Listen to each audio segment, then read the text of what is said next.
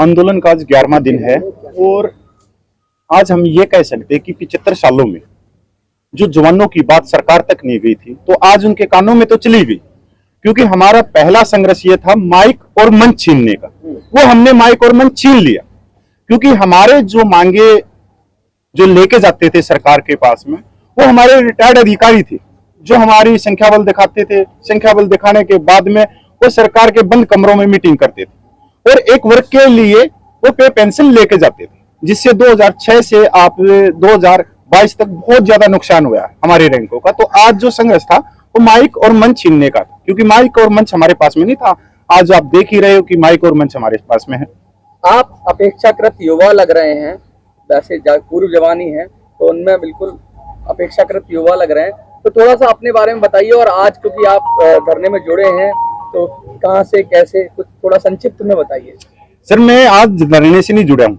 मैं पेंशन आया था 2014 में और मैं दिल्ली से, हमारा जो पेंशन आया, मैं दिल्ली से ही आउट हुआ था। तो मैंने यहाँ पे बैग रखा था, मैं घर पे नहीं गया था, मैं यहीं पे आया था। सबका सैनिक संघर्ष कमेटी का अगस्त 2014 में यहाँ पे एक आंदोलन चल रहा था, तो मैं घर की बजाय मैंने यहाँ पे अपना बैग रखा था रिटायरमेंट होने के बाद में। उस दिन से धरने के लिए हम दिन रात एक किए हुए, मतलब 9.5 साल के करीब हो गया और देश के अलग अलग जगह में गए हैं, अलग अलग अपने जवानों को जागरूक किया है और इसके लिए बहुत कठोर परिश्रम किया हमने। अब क्या लगता है आपको, जो आपका परिश्रम है उसमें कुछ रंग ला रहा है परिश्रम, और जवान तो जुड़ रहे हैं लेकिन सरकार पे कुछ असर पड़ रहा है? सरकार के, सर मैं एक सीधी सी एक देसी भाषा में बात कहूं तो एक कब्जी है, वो बहुत पुरानी कब्जी है और वो कब्जी अब की बार हम तोड़ने का प्रयास कर रहे और टूटेगी। ऐसा नहीं है, क्योंकि कोई भी बच्चा परीक्षा में बैठता तो 1 साल लगता है उसको उत्तीर्ण करने में, परीक्षा पास करने में। तो आज तो हमारा 11 दिन हुए हैं, तो 9.5 साल मेरे को होली और सबका सैनिक संघर्ष कमेटी को 14 साल के करीब हो गई। तो उसमें सबसे बुजुर्ग जो हो 90 साल के हैं, सूबेदार प्रगट साहब, जब वो आज तक नहीं हार माने तो हम इतनी जल्दी कहाँ हार माने। और वैसे भी हम जवान है सर, बॉर्डर के ऊपर जब खड़े रहते हैं तो दुश्मन के हम छक्के छुड़ा देते हैं। क्या कहना चाहते हैं आप? ये कहना चाहते हैं कि ऑफिसर नेतृत्व नहीं करेगा, जवान का जवान ही नेतृत्व करेगा, ये कह रहे हैं? बिल्कुल सर, देखो ऑफिसर और जवान एक सिक्के के 2 पहलू हैं। वो हमारे ही भाई हैं, हमारे परिवार से गए हुए।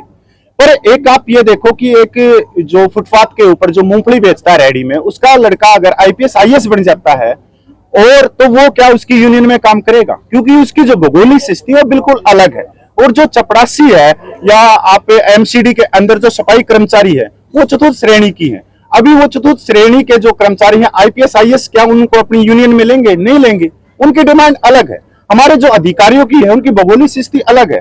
हमारी कोई उनसे विरोध विवाद नहीं है, वो अपनी कोई भी मांगे मानो, और हम अपनी मांगे खुद लेके जाएंगे सरकार। क्या जवान सक्षम है अपनी मांगों को सही तरीके से रखने में? अब आपको क्या लगता है? 20 फरवरी का ये नेतृत्व हुआ जो हजारों की संख्या में देखा, आप लोगों ने देखा होगा पिछले दिनों में, जो एक रिकॉर्ड तोड़ था। नेतृत्व भी जवान जेसीओज ने किया, रिटायर्ड वालों ने, और बड़ा ही शांतिपूर्वक किया। रह गई आलोचना की बात कि हमने उस चीज को भी, आलोचना भी आज तक हमने दबा के रखी है। पर लोकतंत्र के अंदर अगर आलोचना नहीं है तो लोकतंत्र नहीं है। पहली उसका पायदान, पहली सीढ़ी है आलोचना। हम आलोचना भी करेंगे पर जो संवैधानिक शब्द है उनके द्वारा करेंगे, जो केंद्र सरकार ने जो हमारे साथ में किया, इसमें कोई दो राय नहीं है। केंद्र सरकार ने first one rank one pension में 42,700 करोड़ रुपया दिया, सेकंड में 23,000 करोड़ रुपया दिया। वोट प्रतिशत हमारा है 5 करोड़, 140 संसद सीटों को हम सीधा प्रभावित करते हैं। पर यहाँ पर नेतृत्व तो हमारा दिखा रहे हैं। बात कह रहे हैं, आप कह रहे हैं वोट की चोट का भी हथियार इस्तेमाल किया जाएगा। अभी तक यहाँ मंच से किसी ने नहीं कहा है।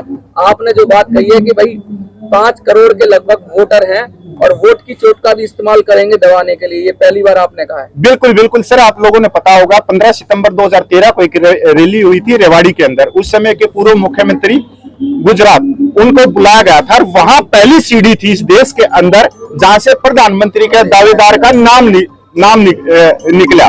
उसमें आप देखोगे कि जवान थे 5 लाख। स्टेज पे कोई भी हमारा जवान नहीं था। वहां पर हमारे माननीय प्रधानमंत्री, वर्तमान प्रधानमंत्री ने बोला कि जो हमारे सैनिक हैं वो छोटी छोटी रैंकों के हैं, कंधे पे बंदूक रख के तब वो पहाड़ियों में जाते हैं और दुश्मन को मुंह तोड़ जवाब देते हैं। पर ये उनके ही शब्द वापिस चले गए। जो प्रीमेच्योर रिटायरमेंट है वो बाहर चले गए, जो 15, 16, 17 साल में आते हैं। जबकि प्रीमेच्योर होता ही नहीं है। सेना के अंदर एक बॉन्ड होता है कि 15+2, और जैसे एयरफोर्स के हैं उनका 20 साल। तो आज तो प्रीमेच्योर बाहर चले गए। और माननीय प्रधानमंत्री ने फरीदाबाद 2015 में मेट्रो का उद्घाटन करते हुए भी कही थी कि मेरे जवान। तो हम माननीय प्रधानमंत्री को हाथ जोड़ के कहना चाहते हैं कि माननीय प्रधानमंत्री, आपके ही जवान हैं, हमने आपको पहली सीढ़ी दी है और इस देश का नेतृत्व दिया, क्योंकि सर वोट है, लोकतंत्र है कि हमने अपने अंगूठे से, हमने नेताओं की पेंशन करवाई है अपने अंगूठे से, पर इसी अंगूठे ने हमारी पेंशन को काट दिया। तो सर वोट का तो है महत्व, ये कोई नहीं कह सकता कि नहीं। आप क्या कहना चाहेंगे इस पूरे परिप्रेक्ष्य में कि अब जो पॉलिटिकली अगर इसको कहेंगे तो राजनीतिक दबाव भी डाला जाएगा, 5 करोड़ के करीब जवानों के परिवार और सब मिला के वोट हैं, ऐसा कहा, तो क्या वो भी आप तरीका इस्तेमाल करेंगे? ऐसा है, हम जो है, जो रेवाड़ी में रैली हुई थी, मैं उसका भी ऑर्गेनाइजर था, उसमें मैं मेंबर था। उस टाइम पे जो आज डिफेंस मिनिस्टर है राजनाथ सिंह, वो जो है बीजेपी पार्टी के अध्यक्ष होते थे, और जो है ने मोदी साहब को जो है उन्होंने पीएम के लिए जो है वो किया था, नॉमिनेट किया था। तब हमने जो है रैली जो करी थी, उसमें देखो हम तो भाई जवान जैसे हो, तो आपको मालूम है हमने उसमें काम तो किया था, हमारी संख्या जरूर थी, मगर जितने भी जनरल थे, ब्रिगेडियर थे, वो स्टेज पर बैठे थे, और जो हम जो है नीचे जो है दरी ही काम दरी बिछाएंगे आप और नेतृत्व करेंगे वो। अब ऐसा चलेगा? नहीं, अभी नहीं चलेगा। पहले हम जो है इतनी हमारे देखो, उसको एक सच बात को मानने में कोई प्रॉब्लम नहीं। एक तो हमारी इतनी नॉलेज नहीं थी उस टाइम पर, क्योंकि अब जब कभी हमने नेतृत्व किया नहीं था। कोई भी चीज होती है, अब स्टार्टिंग में आपको जो है मुसीबत प्रॉब्लम आती है, तो इसलिए हमने जो है उनका साथ दिया था। क्योंकि उस टाइम रक्षा मंत्री जो आज हैं राजनाथ साहब से भी मिले थे हम, और जो है प्रधानमंत्री साहब ने भी ये कहा था, क्योंकि हम 40 साल से दुखी हो रहे थे। 40 साल में जब 73 से हमारा जो आरपी का चलाया था, हमने शुरू में हो रही थी हम शामिल थे उसमें, तब जो है यही था कि भाई जो है मेरे जवान, तो मोदी साहब ने हमको ये कहा था कि भाई जो आप 40 साल से दुखी हो रहे हो, अगर हमारी गवर्नमेंट आ गई तो हम सबसे पहले आपकी आरपी देंगे। क्या कहेंगे आप? SSSC अब क्या करेगी, कैसे सबको एकजुट करेगी? कुछ लोग अलग जा रहे हैं, कुछ नए संगठन आ रहे हैं, कैसे आप सब? देखिए, SSSC साबका सैनिक संघर्ष कमेटी 10-12 साल से इस संघर्ष में लगी हुई है, प्योरली जेसीओ जवान संस्थावां, और उस टाइम हमारे साथ संख्या बल कम था, और अभी आपने 20 तारीख को देख लिया है कि पूरे देश के कोने कोने तो जड़ियां जेसीओ जवान संस्थावां ने हमारी सपोर्ट में आईया ने, और उसके बाद जो धरना लिया कंटिन्यू धरना प्रदर्शन चलेगा। और हमारे को उम्मीद है, अभी हमने आज पहले बोला भी कंटिन्यू चलना है, 1 महीना 2 महीने, कभी भी कितना भी चल सकता है, 9 महीने भी चल सकता है।